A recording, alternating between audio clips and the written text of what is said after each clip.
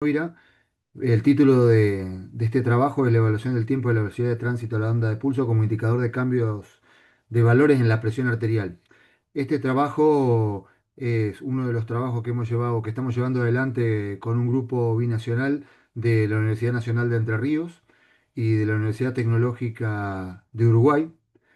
Eh, este trabajo es financiado por este proyecto binacional y conformamos un grupo de trabajo en donde, bueno, yo lidero como director del proyecto de investigación las actividades.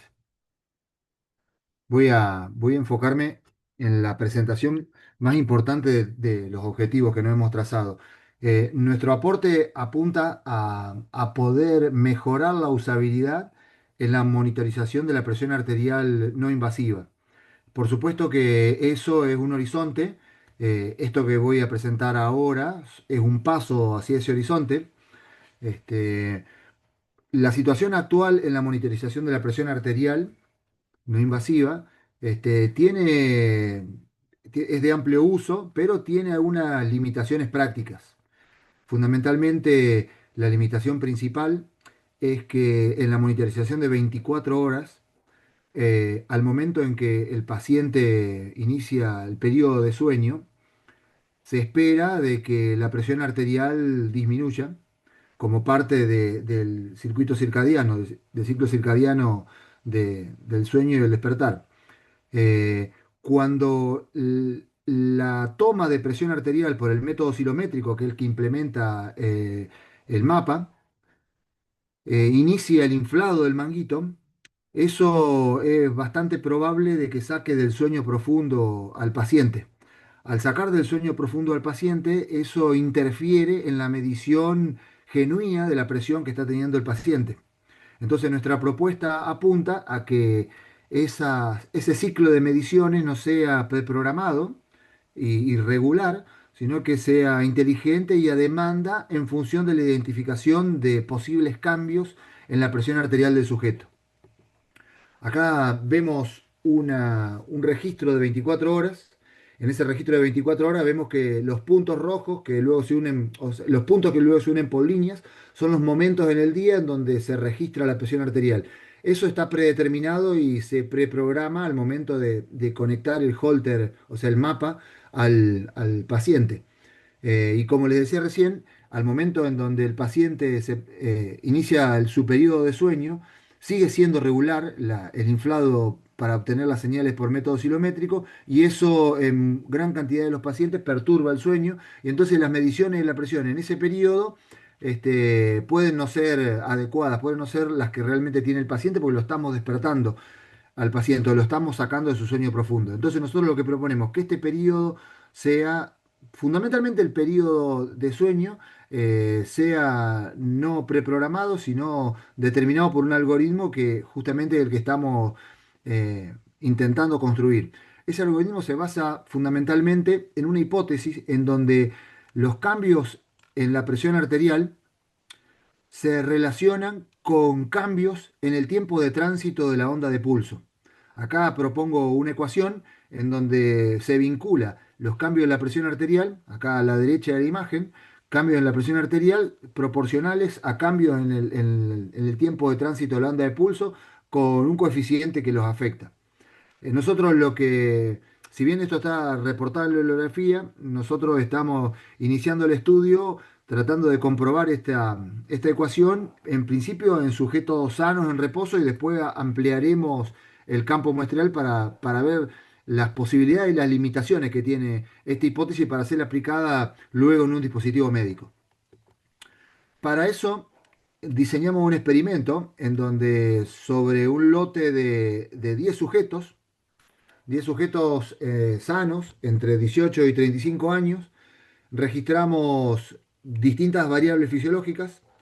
Esas variables fisiológicas, entre ellas está la onda de pulso registrada con sensor de fotoplestimografía colocado en el dedo índice en este caso, con un sensor proximal y con un sensor distal. Estos dos sensores son los que intentan evaluar el tiempo de tránsito de la onda de pulso entre estos dos sensores.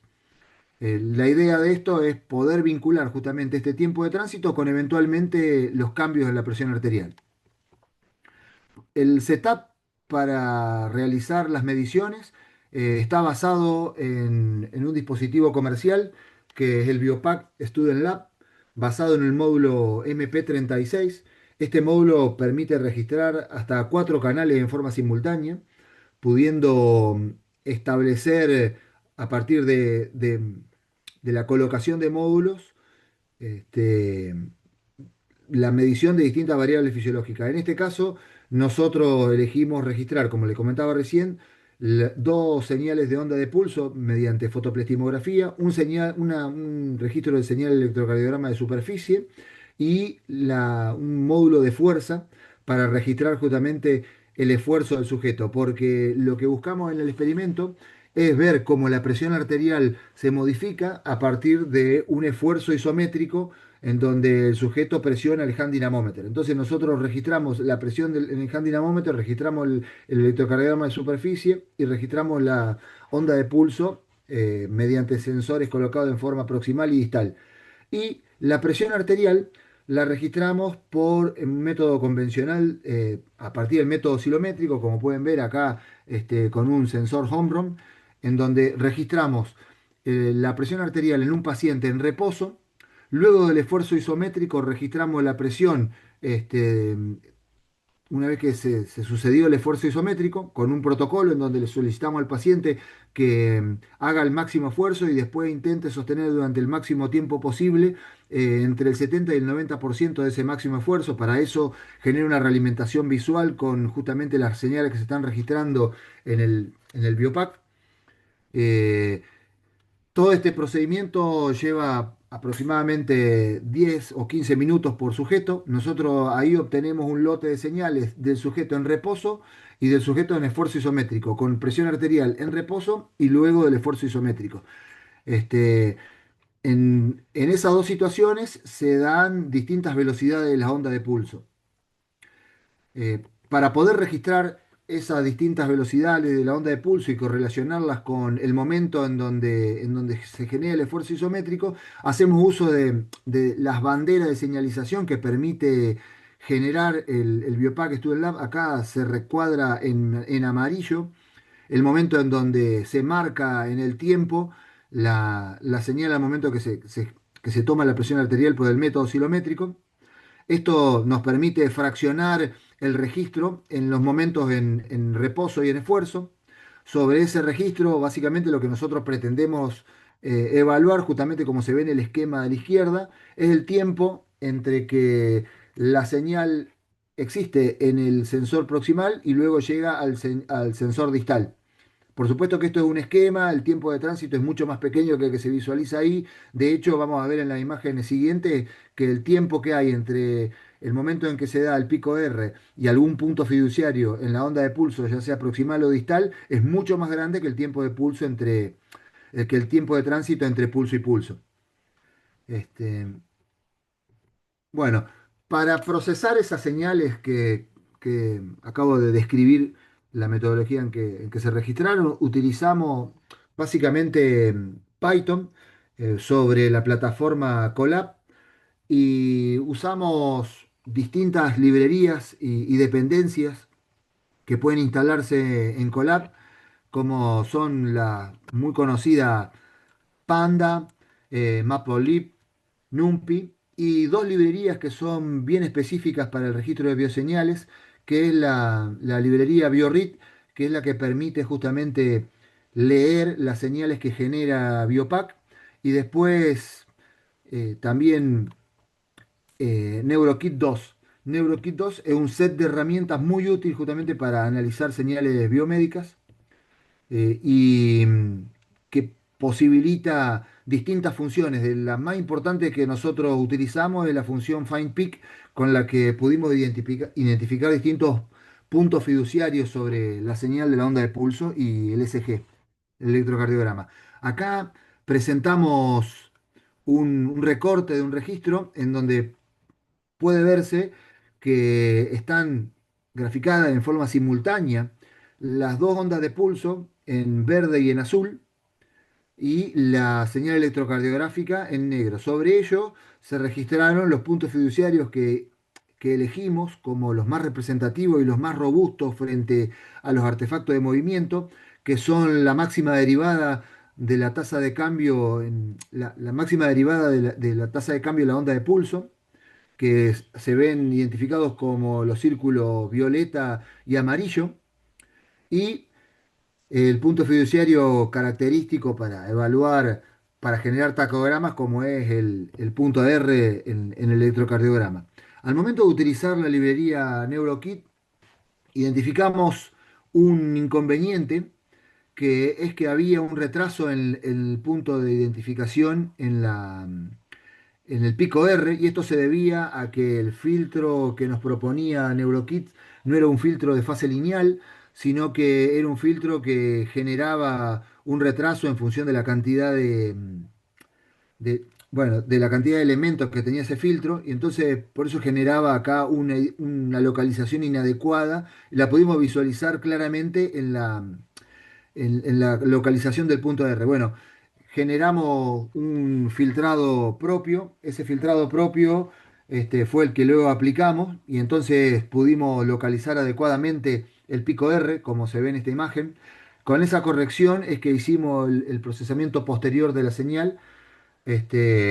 Si bien no fue el pico R el que más utilizamos, sino que fueron los puntos fiduciarios sobre la onda de pulso. Pero bueno, eso también se daba en la onda de pulso, y así que lo corregimos también tanto en el pico R como en la onda de pulso, porque sobre las dos señales montamos filtros para poder eliminar el ruido de línea de base y ruido de línea, y ruido de alta frecuencia, perdón.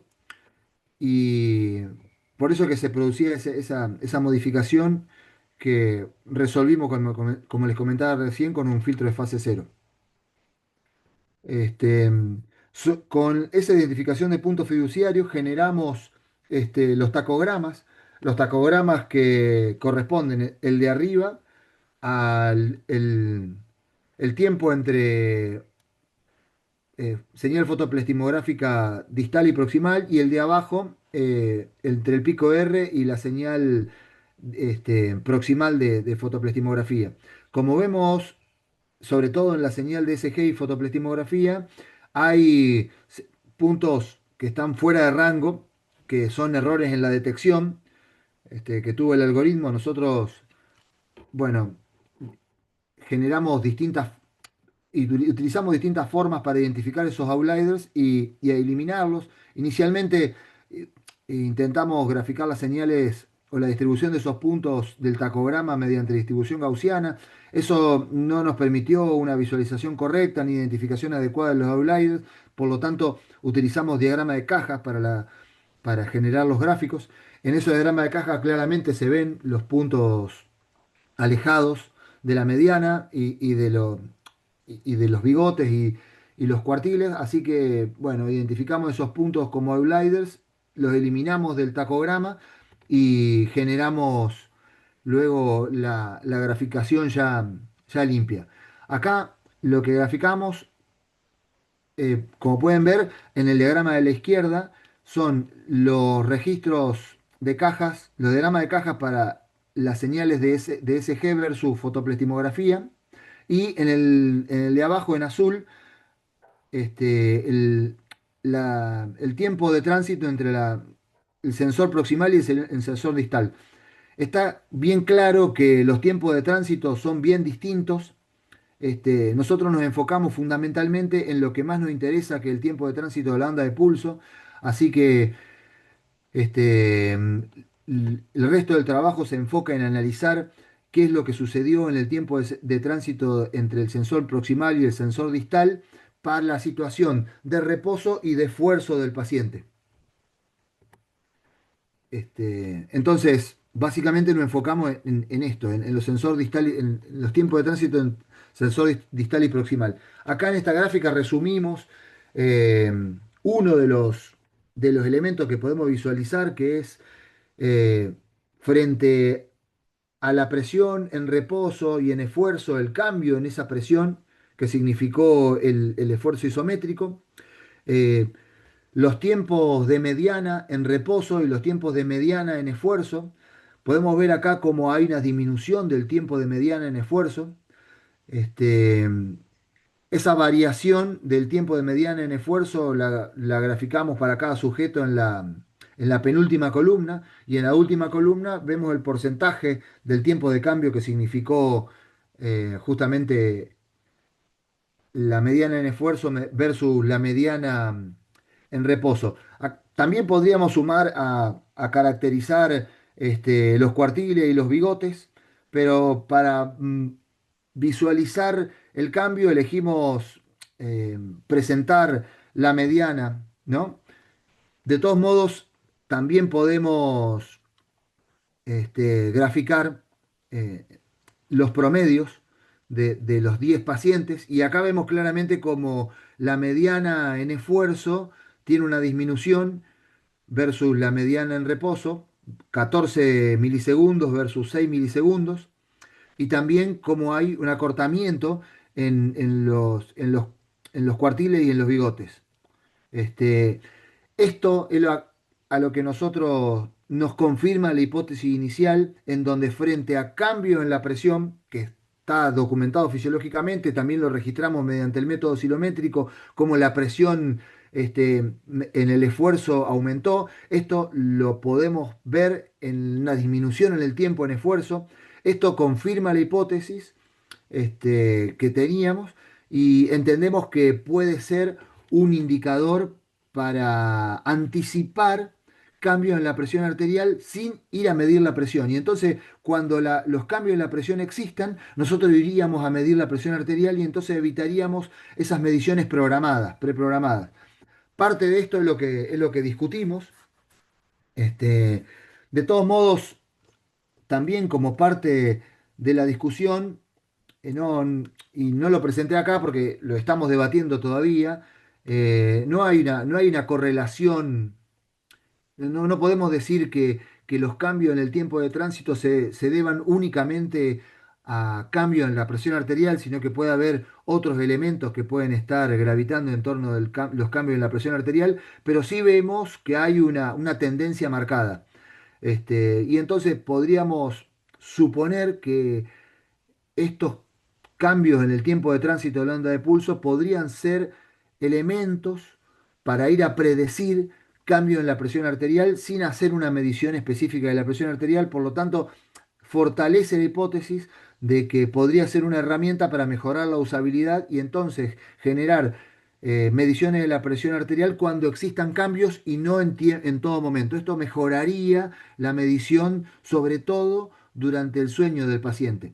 De todos modos, también tenemos una propuesta de mejora para la medición, o sea, para el desarrollo del experimento, porque claramente, como sabemos, el método oscilométrico implica al menos unos 30 segundos para obtener una medición. No es una medición eh, continua de la presión arterial, sino que es una medición a tramos, y esos tramos son de al menos 30 segundos. Y nosotros lo que suponemos en que durante esos 30 segundos la presión que inicialmente logramos modificar con el esfuerzo isométrico se va adaptando y la presión que estamos midiendo es una presión que no es estable, sino que es una presión que está en permanente cambio.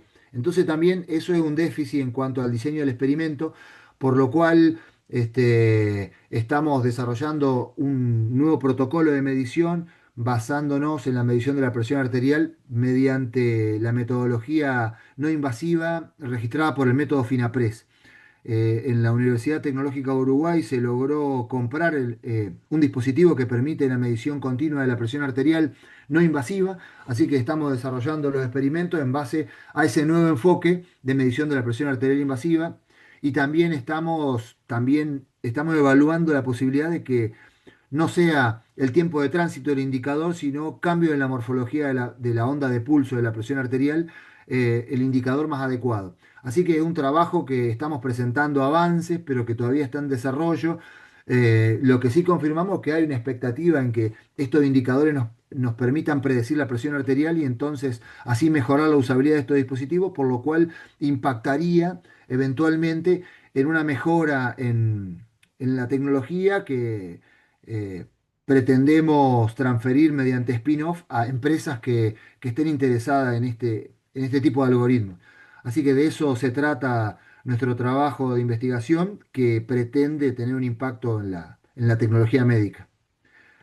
Así que esto es un breve resumen con un montón de supuestos y de que el auditorio entiende sobre esta temática, por eso que no profundizo en desarrollo de conceptos, pero por supuesto estoy dispuesto a responder las preguntas que el auditorio presente. Muchas gracias a todos y a todas por el tiempo de escucha.